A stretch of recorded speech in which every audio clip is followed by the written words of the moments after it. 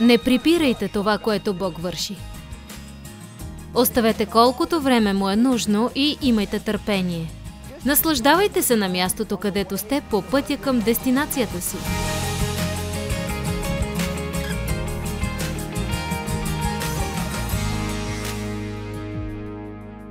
Добре дошли в наслада в ежедневния живот.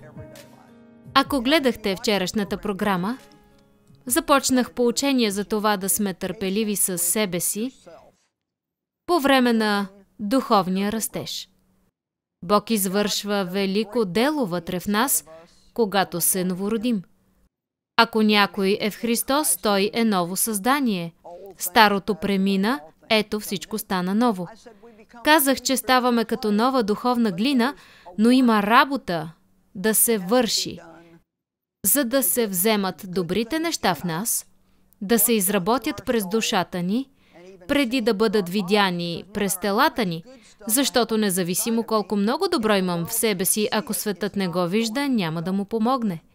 Нашето поведение, искам всички да го разберете, поведението ни е много важно. Чудесно е да кажем, че имаме добро сърце или че сме оправдани. И това е чудесно. Не го отричам, но трябва да минем отвъд просто оправданието и да имаме правилно поведение. А това е процес. Отнема време. И докато растем, може да се насладите там, където сте по пътя до дестинацията си. Празнувайте прогреса, който сте направили и не се фокусирайте само върху това колко много ви остава. Исус каза, когато се възнесе, че ще прати Святия Дух и по-добре е за вас да си отида, защото ако не си отида, не мога да пратя Святия Дух.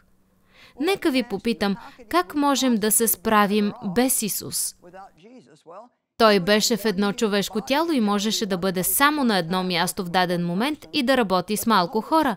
Но Святият Дух е Дух, който може да живее във всеки от нас и да работи във всеки от нас едновременно. Ще кажа с голяма вяра днес, че има поне 1 милион души, които ни гледат по телевизията сега.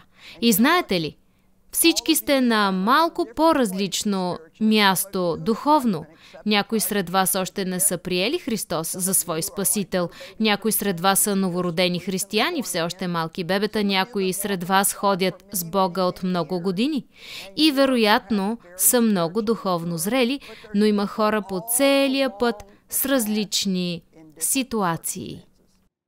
Знаете ли, всички ще чуете думите ми, но може да ги чуете различно според това къде сте в Господа. Едно от нещата, които веднага ще ви споделя, е, че няма успех за една нощ. Всеки иска да започне нещо и да е успешен, да му е чудесно от начало. Толкова са ни интересни мигновените неща днес. Мигновен пудинг, мигновено правене на филм, Нескафе, мигновено всичко. Но не можете да получите мигновена духовна зрялост. Чуйте ме. Може да слагате в микровълновата неща и да им пускате ток. Това, което преди отнемаше часове във фурната, може да се сготви за кратко в микровълнова. Но няма микровълнова за духовна зрялост. Трябва да преминем нещата. Второзаконие 7.22 гласи: Господ, твоят Бог, малко по малко ще изгони тези народи пред теб. Не ми харесва тази дума малко. Предпочитам много. Предпочитам от много да отида към повече и от голямо към по-голямо. Но тук се казва, че ще побеждаваме враговете си малко по малко. Интересно е, че целият стих гласи: Господ, твоят Бог, малко по малко ще изгони тези народи пред теб. Не бива да ги изтребваш твърде бързо, иначе Дивите зверове около теб ще се развъдят много. Ако погледна духовно на това и видя какъв урок трябва да науча от тук духовно, вярвам, че това, което Бог иска да разберем е, че ако имахме бързо избавление от всичките ни проблеми наведнъж, щяхме много да се възгордеем. И знаете ли какво се случва? Когато сме горди, започваме да взимаме славата, която е само за Бога, за себе си. И честно казано, когато сме избавени бързо от нещо, не разбираме защо. Вероятно, същото ще отнеме на някой друг повече време. Просто пример. Давам пример. Двамата със съпруга ми пушихме цигари, когато започнахме пътуването си с Бога. Не вярвам, че ще има секция за пушачи на небето. Нито мисля, че пушенето ще прати човек в ада, но то просто не е добро нещо, не е здравословно и обикновено не е добро свидетелство. Все казвах, знам, че не мога да спра пушенето, никога не мога да спра. Ако го спра, ще надебелея. Вече се бях вкарала в дупката с думите си, преди да се опитам да изляза от нея. Дейв от друга страна каза, Господи, няма дори да се опитвам да спирам, докато ти не отнемеш желанието от мен. Знаете ли, Дейв спря цигарите на следващия ден и никога после не е имал проблем с тях. Но не и аз. Аз страдах, беше ми трудно, спирах и започвах. Знаете ли, не разбирах защо на Дейв му беше така лесно, а на мен толкова трудно. Но Бог започна да ми разкрива много пъти, че ми позволява да минавам през неща, за да разбера през какво преминават хората, които ще получавам. И така, разбирам ви, ако дойдете при мен и кажете, трудно ми е да преодолея това или трудно ми е да се откажа от това или онова. Бог искаше да ме употреби по един начин, а Дейв по друг. Затова се занимаваше с него по различен начин от този с мен. Знаете ли, Бог има личен план за вас. Не гледайте как се занимава с другите и да се ядосвате, че с вас е по-различно. Ако нещо ви се получи бързо, не съдете и не критикувайте другите, които не са толкова бързи като вас. Бог ни избавя малко по малко, за да не се възгордеем. Преобразяването отнема време. Думата преображение на гръцки е метаморфо, от която имаме думата метаморфоза. За това ще си говорим, когато гъсеница, червей, малък червей, пълзящ по земята, става красива, уникална пеперуда. Не мисля, че може да има по-добра аналогия от това какво се случва, когато при Исус Христос дойде грешник като долен червей, с нищо друго освен грях, и накрая се преобразява в образа на Исус Христос. Интересна е тази метаморфоза, защото червеят пълзи по земята и когато дойде време за тази промяна, може би някои сред вас също си казват, знам, че ми трябва промяна, дори не знам от какво точно се нуждая. Може би имате нужда да предадете живота си на Христос или сте предали живота си на Христос, но има много неща в живота ви, които не сте предали все още. Приели сте го за свой Спасител, но не и за свой Господ. Има много области във вас, които Той не може да изпълни, защото са пълни с вас.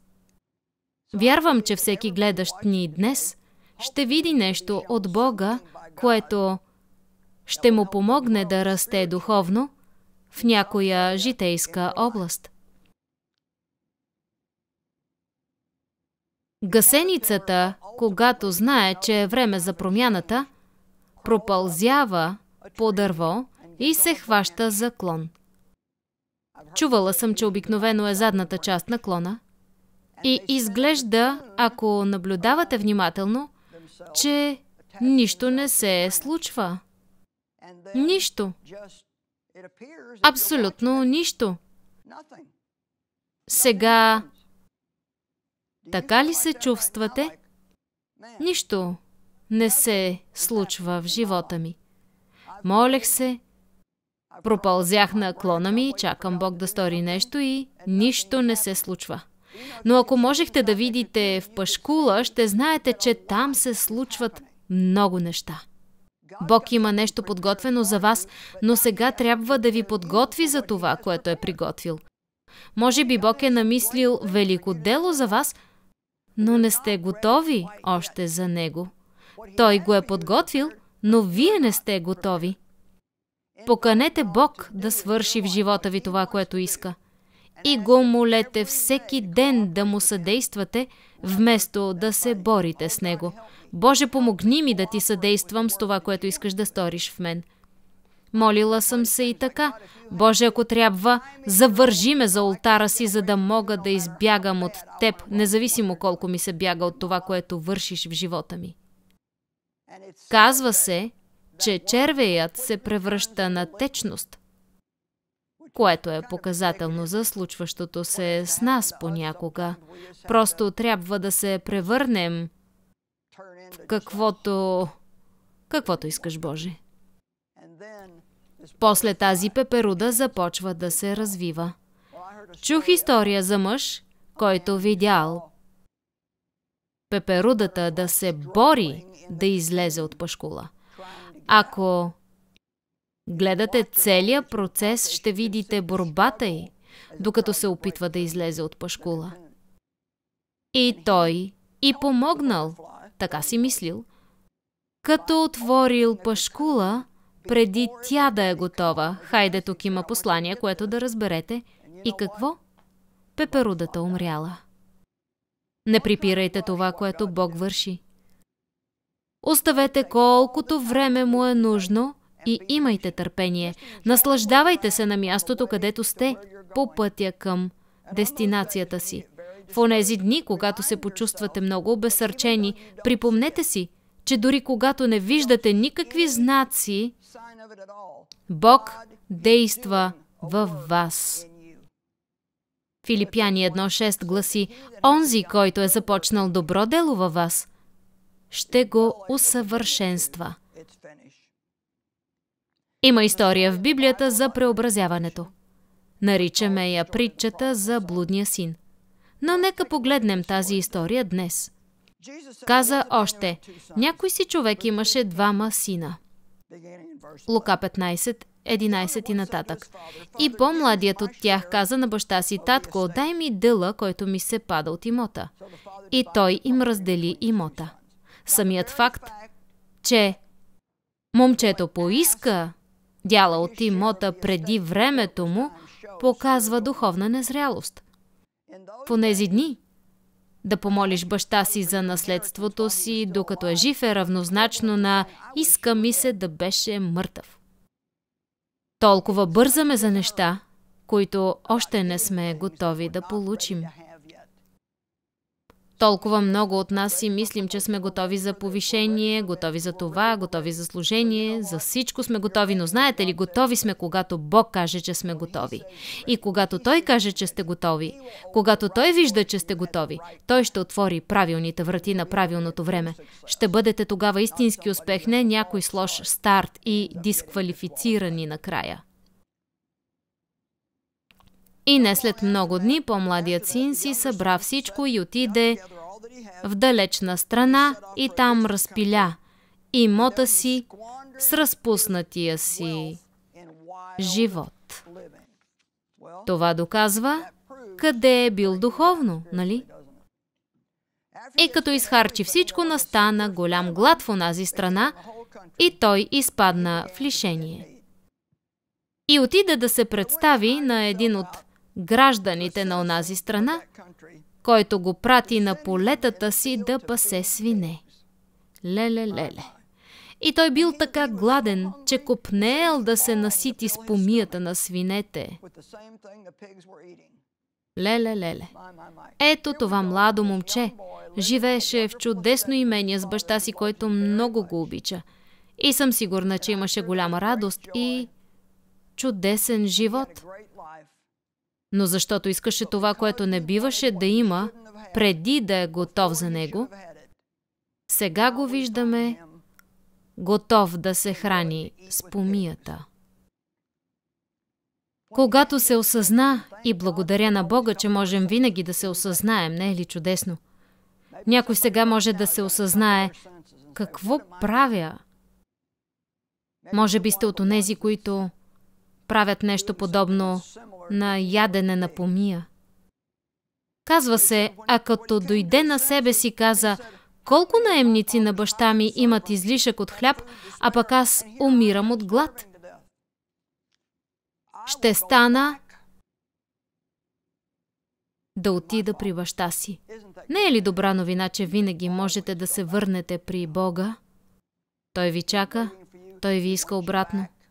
Ако сте се подхлъзнали или отдалечили от Него, ако някога сте служили на Бог и после сте избрали отново живот на грях, дяволът ще се опитва да ви каже, че Бог никога няма да ви вземе обратно, но той е лъжец и Бог ви чака да се върнете у дома. И ще му кажа: татко, съгреших против небето и пред теб. Не съм вече достоен да се наричам твой син. Направи ме като един от наемниците си. Той напусна горд и се връща смирен. Това е, което едно пътуване с такъв край да иска да яде помия, ще направи с човека. Това ще стори за вас времето прекарано в мрака. Библията говори как Бог ще ни даде съкровища в мрак. Момчето беше на много мрачно място, но резултатът беше чудесен, защото той влезе горд и излезе смирен. Смирението е красиво нещо. Смирете се под мощната ръка на Бога, за да ви възвиси своевременно. Ще го повторя.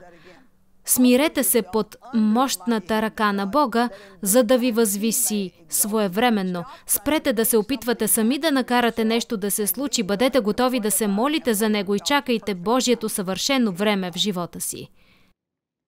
И стана и отиде при баща си. А когато беше още далеч, баща му го видя, смили се и се завтече. Удивителното тук е, че в тази култура старците не тичат. Смяташе се за непристойно нещо.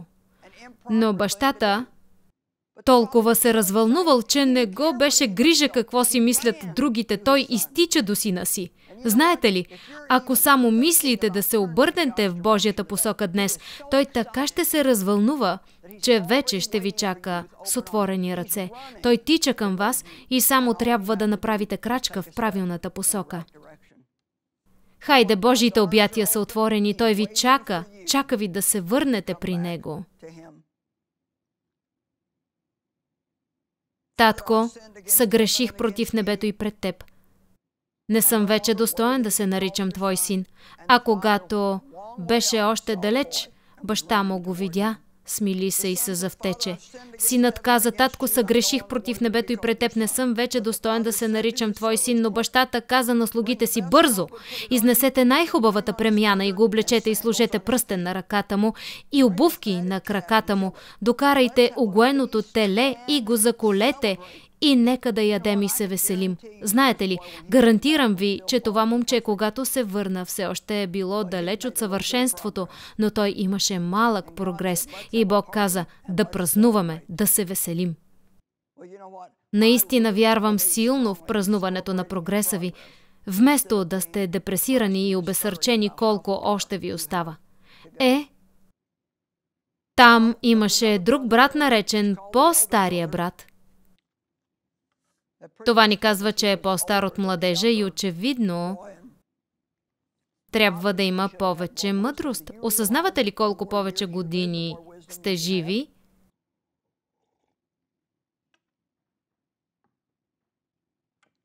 Колкото повече години сте живи, толкова повече мъдрост трябва да имате. Той чувал звука от музиката и се разстроил. Какво става? Слугите му отвърнали: брат ти се върна, баща ти устрои голямо празненство, заколи угоеното теле.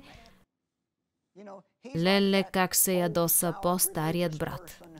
Той е като старите, кисели, религиозни хора, които искат всички да заслужат нещата. И той се ядоса, защото не мислеше, че брат му заслужава пир. Знаете ли, Бог ще върши неща за вас, които не заслужавате. Когато заслужавате наказание, Той ще ви покаже милост. Баща му го молеше да дойде на празненството, но той казва, не искаше да влезе. Знаете ли, има купон, на който ви е поканил Бог, но някой сред вас заради грешно отношение стоите отвън и се цупите, не искам да вляза. Вероятно, защото някой на купона не заслужава да е там, според вас. Не бързайте да съдите другите. Когато Бог благославя някого и не мислите, че той го заслужава, нямате представа какво се случва в живота на този човек. И трябва да сте готови да приемете това, което Бог върши, не онова, което си мислите, че Бог трябва да върши. После той започна да се оплаква на баща си: направил съм това и онова, а онзи твой син пропиля всичките ти пари по блудници и никога не си правил купон за мен. Ето какво казва баща му. Синко, ти си винаги с мен и всичко мое е твое, но подобаваше да се развеселим и да се зарадваме, защото този твой брат беше мъртъв и сега оживя. Еха! Не пропускайте това, което Бог има за вас, защото сте с вкиснато и закоравяло отношение. Може би негодуващи малко, защото нещата в живота не са тръгнали по начина, по който сме искали, а после виждаме някой друг да се появява и сякаш за него нещата са много по-лесни, отколкото са били за нас. Много пъти е трудно за по-старите братя и сестри, когато има бебе в семейството, който сякаш се справя много по-лесно, когато за тях нещата са били по-трудни. Минали сме през такива неща и съм сигурна, че вие също. Не бъдете такива. Радвайте се за хората, които не трябва да минават през онова, през което вие сте минали. Радвайте се за благословенията, които Бог им дава в живота им. Библията казва, че трябва да продължаваме. Ако искаме да достигнем края на мястото, където Бог иска да ни отведе в духовната зрялост, ако искате да бъдете това, което Бог иска да бъдете и да имате онова, което Той иска да имате, тогава не спирайте. Постоянствайте в Божието Слово. Продължавайте да прекарвате време с Бога. Молете се непрестанно. Вършете правилното, вместо да вършите грешното. Галатяни 6:9 гласи: да не ни дотяга да вършим добро, защото ако не се уморяваме, своевременно ще пожънем. Йоан 8:31-32: ако пребъдвате в моето учение, наистина сте мои ученици и ще познаете истината и истината ще ви направи свободни. Казвам ви, ако гледате от време на време тази програма, може да ви хареса и тя е за гледане, когато пожелаете. Вярвам, че ще ви помогне. Но ако я гледате всеки ден, всеки един ден, ще си помогнете най-много. Четенето на Библията от време на време, когато сте отчаяни, е добре, но няма да сте толкова отчаяни, ако пребъдвате в Божието Слово всеки ден. Друго нещо, в което Библията казва да продължаваме, е да пребъдваме в Божията любов. С други думи, винаги да помним, че Бог ни обича. Знаете ли, ако ще растете в Бога, може да трябва да подредите наново приоритетите си. Но първо търсете Неговото царство и Неговата правда и всичко това ще ви се прибави. Подредете така нещата в живота си, че да имате много време с Бога. Много време да изучавате Словото и време да се молите и да прекарвате с Бога и време да вършите неща за другите хора. Бог има чудесно бъдеще планувано за вас. И Той иска да бъдете напълно съобразни с образа на Исус Христос. Святият Дух върши дело във вас. Бъдете търпеливи и го оставете да действа.